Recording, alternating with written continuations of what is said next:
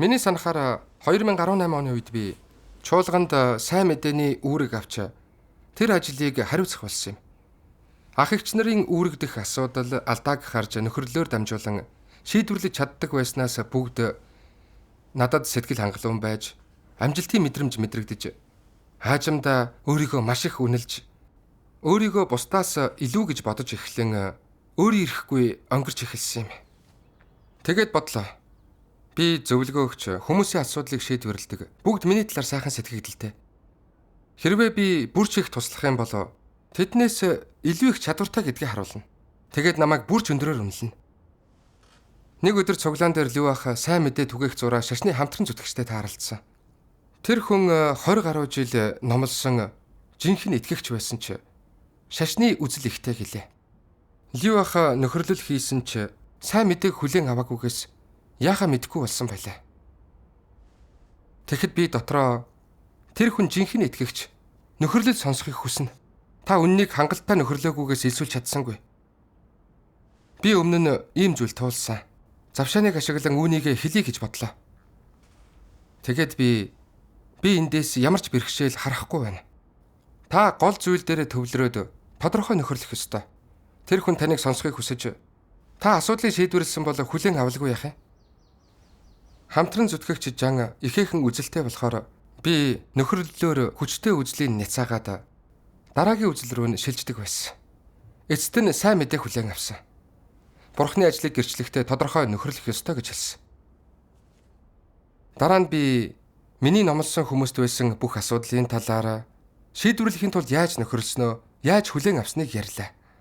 Би энэ туршлагуудаа дэлгэрэнгүй тоочин хичнээн чадварлаг гэдгээ харуулахаар юу ч үлдээлгүй ярьсан юм. Дараа нь хүн болгон намайг магтаж нэг ихч та үнэхээр голыг олж хэллээ. Би яагаад харж чадсангүй вэ гэсэн юм. Энэ нь бүгд Бурхны удирдамж гэж би хэлсэн боловч дотроо харин баярлан хөөрдөг байлаа. Заримдаа ажил хэлэлцэж байхад бүх юмыг цогцоор бодож шинжилж байгаа хэв чанартай ухаалаг бусдаас илүү дээр гэдгээ хүн бүрт мэдрүүлэхийн тулд юу хэлэхээ бодож саналаа хэлэх ээлжин дээрээ би тасралтгүй ярьж би гэж үргэлж хэлдэг байсан. Би үнийг ингэж бодож байна. Би тэрийг шийдвэрлэсэн. Би. Өөрийнхөө онол санаануудыг жагсааж бүгдийг наривчлан шинжилдэг байлаа. Цаг хугацаа өнгөрч бусад хүмүүс надад найдаж эхэлснээс асуудал үүсгэхэд зарчмыг ирж хайхаа мэдэхгүй. Ажил хэлэлцэхдээ намайг эхлээд ярихыг хүсдэг. Дараа нь өөртөө нэмдэг байв. Ингээд байвал хүмүүс намайг шүтгүү гэх бодол толгойд гялсхийн ордог байсан ч би дахиад намайг сонс гэж би хэнийг ч албадаагүй. Зүгээр л үзэл бодлоо хэлж байна. Ямар тач санаачлагтай байх нь эерэг хариуцлагатай хандлага гээд нэг их бодлоггүй зүгээр л үргэлжлүүлсэн. Дараа нь сайн мэдээг түгээхдээ бид бэрхшээлтэй тулгарч тухайн үед ах эгч нар нилээд шантраад надад ч гэсэн адилхан санагдж байлаа. Тэгээд ямархуу байгаагаа хүн бүртээ хуваалцсан ярихыг хүссэн ч хариуцж байсан хүн нь би учраа би ийм амархан сөрөг болох юм бол сул дорой харагдана биз дээ. Миний хэв чанар бага гэдгийг мэдвэл хүмүүс юу гэж бодох вэ? Миний талаарх сайхан сэтгэгдэл нь үгүй болно биз дээ. Тэгээд би эерэг оролтын талаар ярьж хүн бүрийг эерэг байдлаар удирдвал хүн болгоныг зоригжуулах биш үү гэж гайхширлаа. Иймээс нөхөрлөх болгондоо асуудал тулгархад яаж эргээр нүүр тулсан, бурханд яаж найдсан, яаж өндийн босож сорилтыг тосон авсан тухай ярихад анхаарлаа төвлөрүүлж байсан. Бүгд намайг биеийн хэмжээтэй альвааг зохицуулж чаддаг гэж бодоод биширсэн. Заримдаа бусад хүнтэй ажил хэлэлцэх үедээ би үүргээ биелүүлэхдээ үргэлж дарамтанд дор байдаг. Завгүй болохоор идэх амрах цаг гардгүйгээ харуулдгаас хэр их зовж байгааг тэд мэддэг байлаа. Цуглаан дээр би Бурхны үгийг тунгаадаг,гүй өөрийгөө эргэцүүлдэг,гүй. Харин миний нөхөрлөл гүн гүнзгий жинтэй гэдгийг хүмүүст мэдрүүлэх тухай л бодоод өөрийн мэдлэггүй сүрлэг хоосон сургаал номлож бусдын хүлээн зөвшөөрсөн харцыг харахтаа үнэхээр баярлдаг болсон. Хаажмаар зарим хүн үүрэгт нь асуудал гарахад эхлээд надаас асууж баг зэрэг бодохдол өөрсдөө шийдвэрлэж чадах байсан ч гэсэн эхлээд миний саналыг л асууж надад өөрсдийн байр байдал сэтгэлийн гүндэх бодлоо хэлдэг. Надад итгэдгийг мэдээд би их баярлдаг. Цаг хугацаа өнгөрхийн хэрээр би маш завгүй харагдаж байсан ч Бурхны үгийг уншихад ариун сүнсний гэгэрлийг мэдэрч чадахгүй болж бусадтай ажил хэлэлцэх үед миний бүх зөвлөгөө нэмэргүй болж ажлынхаа илэрхий асуудлыг ч харж чадахгүй байсан. Эцэст нь өөрийгөө аимшигын байдалтай байгаагаа ухаарад бие тоохоо болсон. Өөрийгөө биширмээр хүн гэж боддог байсан ч гинтхэн гайхуулаад байх ямар ч юмгүй шал тэнэг хүн шиг санагдаж сүнс минь харанхуйлж шаналлаа. Нэг өдөр хоёр ахтай ярьж байтал сүү ах надад би таныг нилээд хугацаанд мэддэг болсон. Та өөрийгөө үргэлж өргөмжилж өнгөрч байна. Нөхөрлөгтөө өөрийнхөө завхрал алдааг дурддаггүй. Харин ихэнхдээ сайн талуудаа ярьдгаас таныг гайхалтай гэж бодож хүндлэхэд хүргэсэн. Бас миний ажилд асуудал гарахад та үнний зарчмыг нөхрөлдөггүй. Харин юу хийснээ, яаж асуудлыг шийдвэрлэснээ л ярьдаг болохоор би таныг гайхалтай биднээс илүү гэж боддог гэлээ.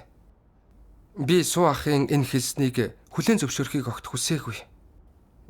Ялангуяа өөрийгөө үргэлж өргөмжилж гайхуулж өгнө гэсэн энэ үг толгойд цуурайцаар байсан.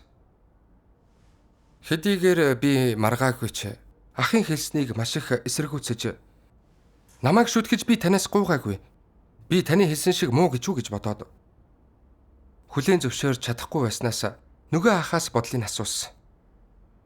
Гайхмаар нь тэр ах бас та өөрийнхөө завхрал алдааг хизээч ярьдаггүй. Би ерөөсөө таныг ойлгодгүй гэхэд надад энэ үг бүрч муухай санагдаж ах намайг ойлгохгүй байна гэж яаж хэлж чадчих вэ? Би ойлгомжгүй юм уу гэж бодоод нэр хүндтэйгээр өөрийгөө өмөрсөн юм хэлхийг үнэхээр хүсч байсан ч тэр хоёр намайг тэгж засч харьцахыг хараад сэтгэлдээ ямар нэг шалтгаан байгаа гэдгийг мэдсэн. Тийм шүү. Тэдний хэлсэн үнэн бол надад үнэхээр асуудал байна. Би өөрсдийгөө өргөмжилж гэрчилдэг хүмүүсийг илчилсэн Бурхны үгийг олоод энийг уншсан юм.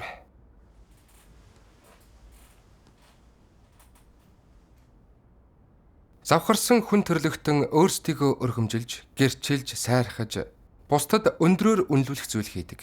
Сатанлаг уг чанартаа захирагдах үедээ хүний үзүүлдэг энэ хариу үйлдэл завхарсан бүх хүн төрлөختөнд байдаг. Хүмүүс өөрсдийгөө яаж өргөмжилж, гэрчилдэг вэ? Энэ зорилгод хэрхэн хүрдэг вэ? Нэг арга нь өөрсдийн зовлон болон ажлын хэмжээ, хичээл чармайлтаа гэрчлэх явдал. Тэд үүнийг өөрсдийгөө өргөмжлөх хөрөнгө мөнгө болгон ашиглаж хүмүүсийн оюун санаанд илүү өндөр, бат бөх, тогтвортой байр суурь эзэлдэг. Ингэснээр хүмүүс тэднийг үнэлж, биширч, хүндэлж, тэрч бүхэл дээдэлж, шүтэж дагдаг. Эцсийн үр нөлөө нь энэ юм. Энэ зорилгодоо хүрэхдээ хүмүүсийн хийдэг зүйлс өөрсдийгөө өргөмжилж, гэрчилдэг бүхэн эрүүл ухаантай юу? Үгүй. Ухаалаг байдлын хэмжээнээс давдаг.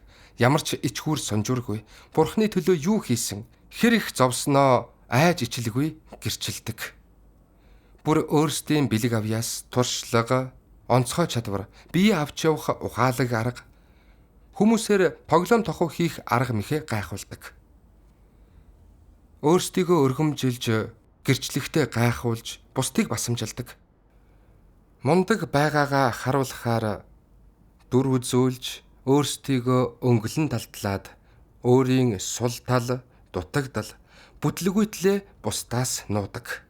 Сөрөг болох үедээ хэлж, эсвэл сэтгэлээ уудалж, бусадтай нөхөрлөл хийж зүрхэлдэггүй. Гаргасан альва алдаагаа нууж далдалахаар чадах бүхнээ хийдэг. Үүргээ биелүүлэхдээ Бурхны гэрт учруулсан хор хөнөөлөө хизээж дурддаггүй. Харин өчүүхэн хувь нэмэр багахан амжилтаа даруйхан гайхуулдаг. хэр чадварлаг, хэв чанар сайтай, хэр гоцгойд, хэвийн хүмүүсээс дээр гэдгээ бүхий л ертөнцид мэдэгдэгсэн гэхээс тэсэж яддаг. Нэг ёсондоо өөрсдийгөө өргөмжилж гэрчилсэн хэрэг босуу. Өөрийгөө өргөмжилж гэрчлэх нь хэвийн хүн чанарын ухаалаг хүрээн дотор байдаг уу? Үгүй. Тэгвэл хүмүүс ингэхдээ ихэвчлэн ямар зан чанар илчилдэг вэ? Гол илэрлүүдийн нэг нь бие тоосон зан. Дараа нь ов мэхтэй байдал. Бусдад өндрөөр үнэлэгдэхийн тулд бүхнийг хийх юм. Тэдний түүх ямар ч маргаангүй. Үг нь харваас сэтэл явуулга агуулж тэд өнгөрч байгаагаа нуу харага олсон байдаг боловч хэлдэг зүйлийнх нь үр дүнд хүмүүс тэднийг бусдаас дээр хинч тэдэнтэй эн тэнцэхгүй. Бусад хүн тэднээс дорд гэж боддог. Тэд энэ үр дүнд залхиа аргаар хүрдэг босуу. Ийм аргын гол цөмд ямар зан чанар байдаг вэ? Хорон муу байдлын элемент байдаг уу? Энэ бол хорон муу зан чанар юм. Тэдний ашигладаг эдгээр аргыг залжин зан чанар чиглүүлэхийг харж болно. Яагаад үүнийг хорон муу гэж хэлдэг вэ? Хорон муу байдалтай ямар холбоотой вэ? Та нар хэлдэ тэд өөрсдийгөө өргөмжилж гэрчлэх зорилгоо илэн далангүй хэлдэг үгүй. Тэдний зүрх сэтгэлийн гүнд үргэлж нэг хүсэл байдаг бөгөөд хэлдэг үг хийдэг зүйл нь тэрхүү хүслийг дэмждэг тул хэлдэг үг хийдэг зүйлд нь тэдний зүрх сэтгэлийн гүнд байдаг зориг сэтэл маш чанд хадгалагддаг. Жишээлбэл эдгээр зорилгодоо хүрэхдээ буруу заавар юм уу зарим нэг сэжигтэй арга барил ашиглана. Ийм нууцлаг байдлын шинж чанар залхай байдаг босуу. Тийм залхай байдлыг хорон муу гэх үү?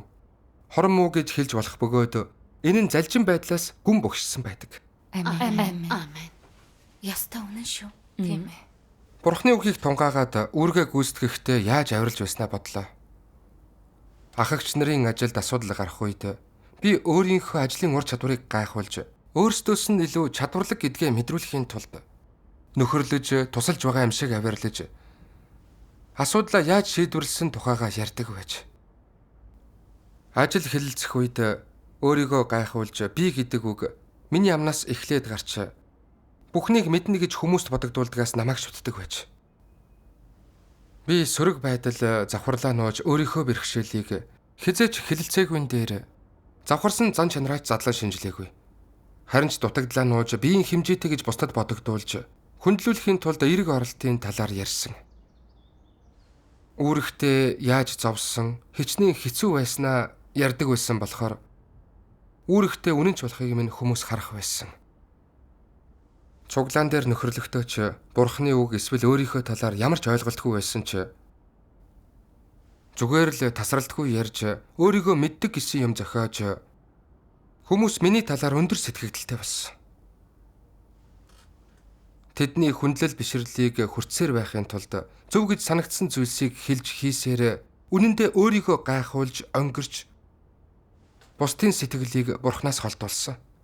Миний зан авир Бурхны үгэнд илчлэгдсэн муу ёрын зан чанар биш гэж үү? Тийм ээ. Өөрийгөө зарлагдахын тулд юу ч хийж яаж ч харагдсан. Миний зорилго үүргээ сайн гүйцэтгэхийн төлөө байгаагүй. Байр сууриа батжуулж, дэрэгдэх ахигч нараар шүтүүлэхийн тулд чадах бүхнээ хийж би антихристийн замаар алхаж байж. Тийм ээ. Эцэст нь би өөрийнхөө аюулыг ухаарсан болохоор яаран Бурханд залбирч гимшихийг хүслээ. Гэнт Бурхны энэ үг санаанд орсон юм. Хэвийн хүн чанарыг амьдран харуулж байхдаа хүн сэтгэлээ хэрхэн уудалж өөрийгөө ил болгох ёстой вэ? Сэтгэлээ уудалж гүн гүнзгий мэдрэмжээ тодорхой харуулж үннийг энгийн цэвэр байдлаар хэрэгжүүлснээр хэрэв хүн завхарлаа илчилж байгаа бол асуудлын мөн чанарыг мэдж өөрсдийгөө зүрх сэтгэлийнхээ угаас үзэн ядаж жигшиж чаддаг байх ёстой. Тэд өөрсдийгөө ил тод болгох үедээ зан авираа зөвтгөх гэж оролдохгүй. Өөрсдийгөө өмгөөлөх гэж ч хичээхгүй. Нэгдүгээрт хүн асуудлынхаа мөн чанарыг мэдж өөрийгөө задлан шинжилж ил болгох ёстой. Хоёрдугаарт үнэнч зүрх сэтгэл чин үнэнч хандлагатай байж зан чанартай байгаа асуудлын талаар ойлгож чадах зүйлээ ярьдаг байх ёстой. Гуравдугаарт зан чанараа онц ноцтой гэж үзэх юм бол би дахиад ийм завхарсан зан чанар илчилвэл та нар бүгд босоод бүр хатуугаар надтай харьцаж зааж үзүүлээрэй. Тэр үед би тэсвэрлэж чадахгүй байсан ч битгий тоо. Харин хамтдаа намайг ажигла. Энэ завхарсан зан чанар ноцтой сэтэрвэл бүгдээрээ босоод намайг илчилж надтай харьц. Бүгд намайг ажиглаж надад тусалж төөрөлтгөөс минь сэргийлээсэ гэж би үнэхээр хүсэж байна хэмээн бүгдэд нь хэлэх ёстой. Үннийг хэрэгжүүлэх хандлага ийм байдаг билээ. Амен. Амен. Бурханд Энэ талархал. бол хэрэгжүүлтийн зам. Тийм ээ. Бурхны үг зүг чигийг минь харуулж би одоо өөрийн асуудлаа ойлгох тусмаа ингээд байж болохгүйгээ мэдсэн. Би үнэнч байж өөрийгөө ил болгож үйлдэлийнхээ ардах сэдлийг хүн бүрт харуулах ёстой. Ингэвэл өөрийгөө өргөмжилж өнгөрч антихристийн замаар алхаж байгааг минь тэд харна. Энэ хамгийн чухал. Тийм ээ. Хүмүүс миний талаар юу ч бодсон жинхэнэ байр байдлаа бусдад илчлэх ёстой. Дараагийн цуглаан дээр би ах эгч нарынхаа өмнө бүх үннээ хэлж тусламж зөвлөгөөг нь гуйгаад зүрх сэтгэлээ бүрэн нээхэд маш их тайвширсан. Дараагийн хэдэн өдөр нь бусад хүмүүс асуудлыг минь онцолсон зурвас бичиж та үүрэгтээ үргэлж өнгөрдөг. Би үүрэгтээ зарчмуудыг ирж хайхыг хүсээгүй. Танд найдсан. Таныг бүхнийг мэдэх учраа шууд асуух нь амар байсан гэсэн. Зарим нь би саяхан Бурхны талаар юу ч сурч мэдээгүй. Таныг л шүтэж сурлаа. Таныг би ажилдаа чадварлаг, бас үүрэгтээ хариуцлагатай гээд хүндэлсэн юм гэсэн. Энэ бүхнийг сонсоход үнэхээр эвгүй байлаа. Энэ хэдэн сар үүргээ гүйцэтгээд ийм үр дүнд хүрсэн гэдэгтээ итгэхгүй. Маш их бачимдаж, сэтгэл гонсоож Бурхан намайг гарцаагүй үзен ядаж байгаа гэж бодоод сөрөг байдалд гүнж ивсэн. Гэхдээ Бурханд байнга залбирснаар бас бусдын тусламж, дэмжлэгтэйгээр Бурхан намайг таягдахын тулд биш, цэвэрлэж өөрчлөхөөр ингэснийг ухаарсан. Ийм юм тохиолдоогүй бол би буруу зам дээр яваагаа харахгүй байж.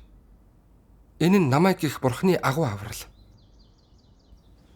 Бурханы хүслийг ойлгонгуудаа би өөрийгөө эргцүүлж үнэхээр гэмшихэр шийдсэн. Амен. Бас Бурханы үгээс уншсан. Зарим хүн ялангуяа Паулыг шүтдэг. Тэд гадагш гарч үг хэлж, ажил хийж, цуглаанд оролцож, номлох дуртай. Хүмүүс өөрсдийн сонсож, өөрсдийн шүтэж, тойрон хүрээлэхэд дуртай байдаг.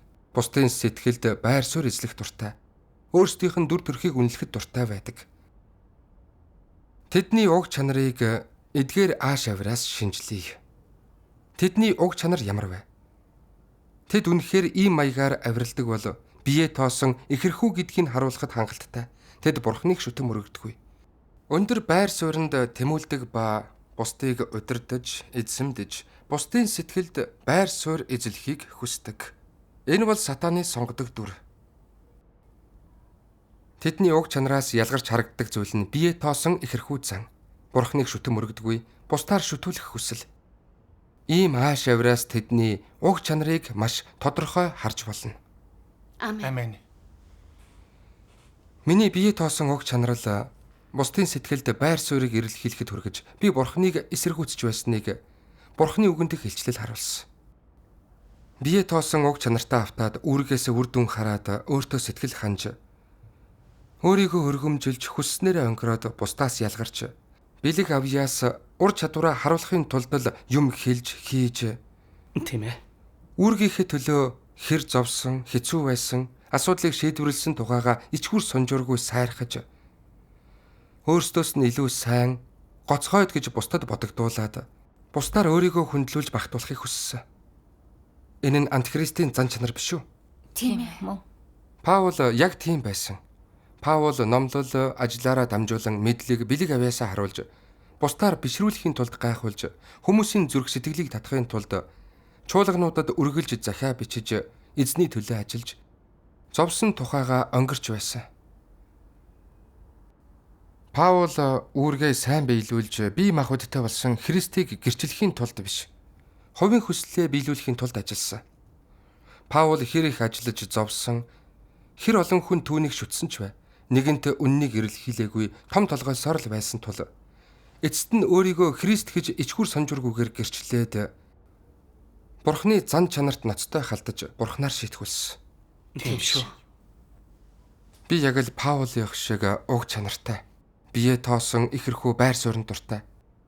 Өөрийгөө үргэлж өргөмжилж өнгөрдөг болохоор хүн бүр намайг шүтэж сэтгэлд нь Бурхныг гих цай байхгүй болж асуудал гарахад Бурханд найдаагүй үннийг ирж хайгаагүй. Ийм маягаар үүргээ гүйцэтгэх нь Бурхныг эсэргүүцэж ах эгчнэрээ хорлсон биш үү?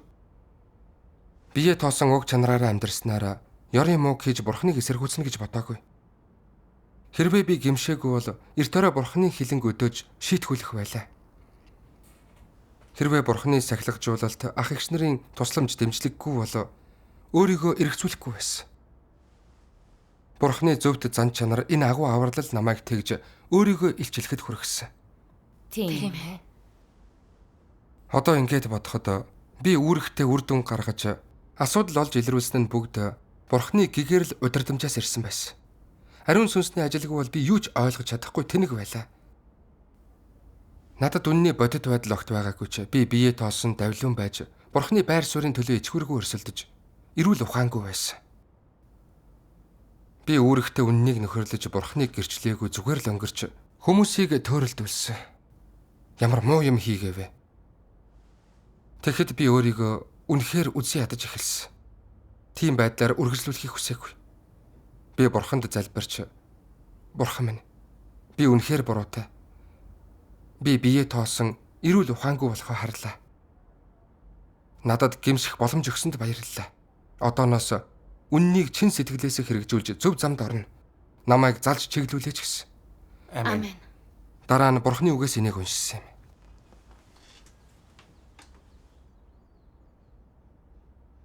Өөрийгөө өргөмжилж өөртөө гэрчил хийхгүй байхын тулд хүн юу хийх ёстой вэ? Энэ асуудлын тухайд бол өөрийгөө өргөмжилж, гэрчлэн бусдаар бишрүүлэх зорилгодоо хүрэхийн төлөө гайхуулах нь өөрийгөө нээж жинхэнэ төрхөө үзүүлэхийн эсрэг байдаг.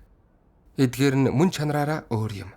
Нарийн ширээн нь энэ бусуу. Жишээлбэл өөрийн сэтэл, бодлыг нээж илчлэхэд өөрийгөө мэдх мэдлэгийг харуулдаг үг хэллэг илэрхийлэл юу вэ?